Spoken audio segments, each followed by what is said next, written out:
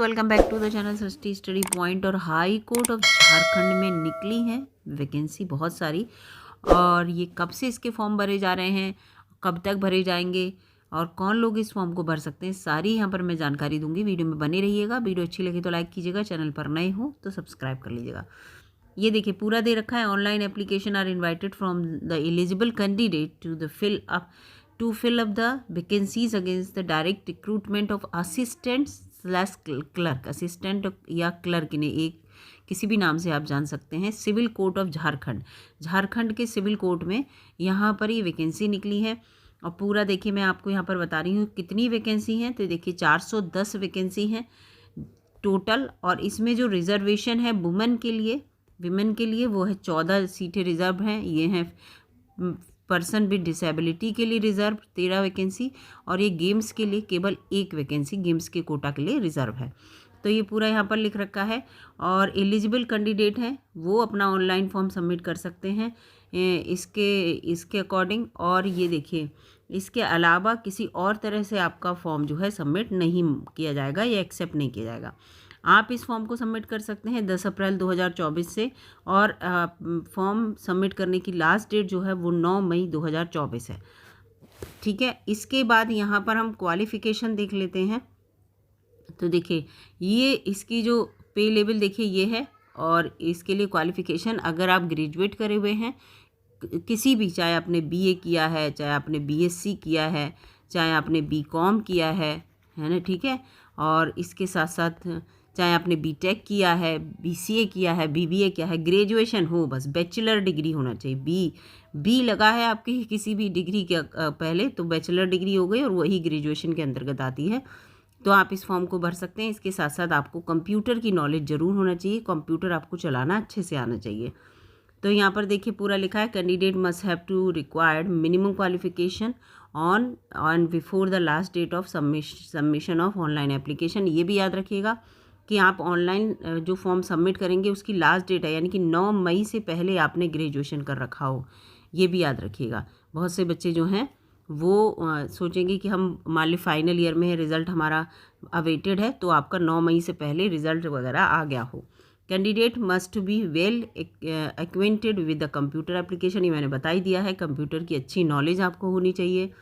और इसके साथ साथ आपकी टाइपिंग स्पीड जो यहाँ पर पूरी दे रखी है 20 शब्द पर मिनट, ये आपकी कंप्यूटर पर टाइपिंग स्पीड होनी चाहिए।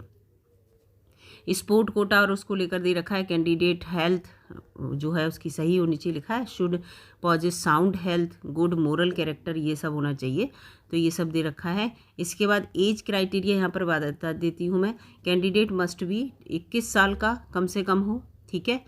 और 21 से 35 साल अगर आपकी एज है, ठीक है, 21 से 35 साल, तो आप इस फॉर्म को भर सकते हैं। इसके साथ साथ यहाँ पर देखिए पूरा लिखा है अनरिजर्व के लिए और ईडब्ल्यूएस के लिए ये है, ठीक है। इसके बाद 37 साल इन्होंने बताया जो इनका बैकवर्ड क्लास 1 बैकवर्ड क्लास 2 का है। 38 साल जो है ये इनका अलग है, ठीक है। ये ऐसे पूरा इन्होंने दे रखा है। SC ST के लिए 40 साल तक, अगर यानी कि 35 प्लस 5 साल SC ST के लिए देंगे तो 40 साल के भी आप हैं तो इस फॉर्म को भर सकते हैं। और ये एज आपकी जो है 1 जनवरी 2024 से काउंट होगी। तो ये सब इसमें दे रखा है। और डिसेबल कैंडिडेट के लिए वही 40% या उससे ज़्यादा का आपका जो डिसेबिलिटी का आपके पास सर्टिफिकेट हो तो वो मान्य होता है। वो सब जगह ऐसा ही होता है, चाहे किसी भी राज्य में आप चले जाएँ, चाहे केंद्र में चले जाएँ, ये सब इसमें दे रखा है। और फिर ये जो है पूरा आपको कैसे फॉर्म भरना है उसके बारे में दे रखा है, किस तरह से आपको फॉर्म भरना। तो जब ये 10 तारीख से पूरा फॉर्म भरना शुरू होगा तो आपको जो है सब कुछ इसमें पता चल जाएगा।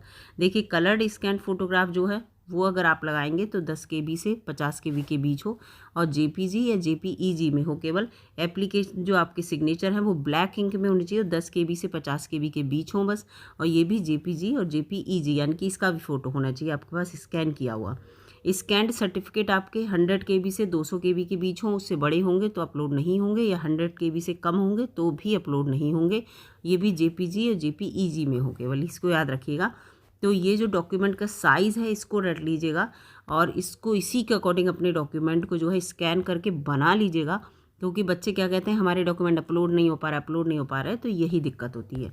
तो इसीलिए इन सबको ध्यान रखिएगा। और फॉर्म भरने की ये पे देखिए, यहाँ पर मैं आपको बता दूँ कि देखिए 500 रुपये क्या है अनरिजर्व के लिए, EWS के लिए, बैकवर्ड क्लास 1, बैकवर्ड क्लास 2 की कैटेगरी के लिए 500 रुपये है।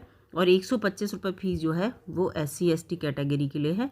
और पर्सन विद डिसेबिलिटी यानी कि जो PWD बताया, जो कि फिजिकली हैंडीकैप्ड होते हैं, तो इसमें ये लिखा है कि SC ST के लिए तो 125 रुपये है, और पर्सन विद डिसेबिलिटी के लिए जो है 1 भी रुपया फीस नहीं देनी है, ये याद रखिएगा। ठीक है, केवल SC ST को 125 और 500 जो है वो अनरिजर्व और EWS BC1 BC2 को देनी है। ठीक है, पेमेंट ऑप्शन पूरा दे रखा है, debit card, credit card, UPI और नेट बैंकिंग के द्वारा आप पेमेंट कर सकते हैं। और फीस आपकी किसी भी कंडीशन में, किसी भी सर्कमस्टांसेस में रिफंड नहीं होगी। ऑनलाइन फॉर्म सभी को पता है, केवल इंग्लिश मोड में ही आप भरेंगे, पूरा इसमें लिख रखा है ये, तो आप इसको पूरा देख लीजिएगा। और एक बात और, ये 8 पन्ने का नोटिफिकेशन है, ठीक है, 8 का है, बस यहाँ पर पूरा दे रखा है कि किस तरह से ये श्रुति लेख का जो वाला है, ये वाला जो फॉर्म है ये है।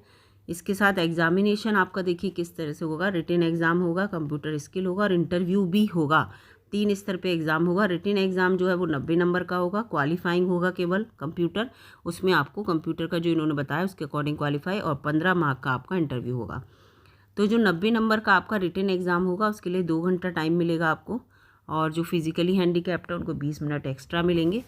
और पास करने के लिए हर हाल में जो अनरिजर्व EWS BC1 BC2 के लिए 40% मार्क्स लाने अनिवार्य हैं, और SC ST के लिए 30%, तो आपको पास माना जाएगा और कंप्यूटर स्किल के लिए बुलाया जाएगा। कंप्यूटर स्किल के लिए 100 वर्ड @ 20 वर्ड पर मिनट, मतलब 100 वर्ड आपको टाइप करने होंगे और 1 मिनट में 20 वर्ड आप टाइप करेंगे, तो यानी कि 20 पंजे 100, 5 मिनट आपको मिलेंगे, ये लिखा हुआ है इसीलिए 5 मिनट में 100 वर्ड आपको टाइप करके दिखाने होंगे, तो आप क्वालिफाई माने जाएंगे, तो आपको इंटरव्यू के लिए कॉल किया जाएगा। 15 नंबर का है, ठीक है। और 5 मार्क्स फॉर ऑल कैटेगरी, ठीक है, इसमें ये लिखा 15 मार्क का है, और इसके लिए यहाँ पर इन्होंने दे रखा है। तो ये चीज़ यहाँ पर है। तो 3 लेवल पे आपका एग्ज़ाम होगा, इसको ध्यान रखिएगा। और मैं आपको बता दूँ, इंटरव्यू तो 15 ही मार्क का है। जो बच्चा रिटन एग्ज़ाम में अच्छा कर जाएगा तो इंटरव्यू में भले ही उसके 15 में से बहुत कम मार्क्स आए तो भी वो सेलेक्ट हो जाएगा। बस ये है कि आपका रिटन एग्ज़ाम अच्छा होना चाहिए। इंटरव्यू में इतने नंबर यहाँ पर है नहीं, 15 नंबर हैं। ये बस रिटन एग्ज़ाम का देखिए पूरा दे रखा है, क्या क्या आएगा। 3 ग्रुप से आपके क्वेश्चन आएंगे, और कितने देखिए 90 क्वेश्चन हैं, तो सब लिख रहा है। 30 कितने देखिए, ये कितने हैं, 20 ये और 10 ये 30 नंबर के होगा, ये 30 के, ये 30 के, 90 नंबर के आएंगे ना क्वेश्चन, तो 90 के ये आ जाएंगे यहाँ पर पूरे इतने क्वेश्चन। तो ये पूरा है यहाँ पर दे रखा है। तो ये जो बच्चे इस फॉर्म को भरना चाहते हैं, अदर स्टेट वाले जो है, मैं आपको बताऊँ, अदर स्टेट वाले जनरल कैटेगरी में काउंट होंगे, इसको याद रखिएगा। अनरिजर्व में अदर स्टेट वाले अनरिजर्व में काउंट होंगे। तो अनरिजर्व में जो है कैटेगरी, उन्हें कैटेगरी का लाभ नहीं मिलेगा। कैटेगरी का जो भी लाभ है वो झारखंड वाले, मतलब जिस एजेंसी निकलती है राज्य से, ये उन्हीं लोगों को फ़ायदा मिलता है। तो पूरा ये वीडियो में मुझे यही आपको बताना था। अगर वीडियो आपको अच्छी लगी है तो लाइक कीजिएगा, और चैनल पर नए हो तो सब्सक्राइब कर लीजिएगा। इस फॉर्म को ज़रूर भरिएगा, क्योंकि देखिए इसमें कंप्यूटर नॉलेज और सिंपल ग्रेजुएशन तो ज़्यादातर बच्चे होते हैं, तो फॉर्म को भर सकते हैं। मिलूंगी अगली वीडियो में, तब तक के लिए नमस्कार।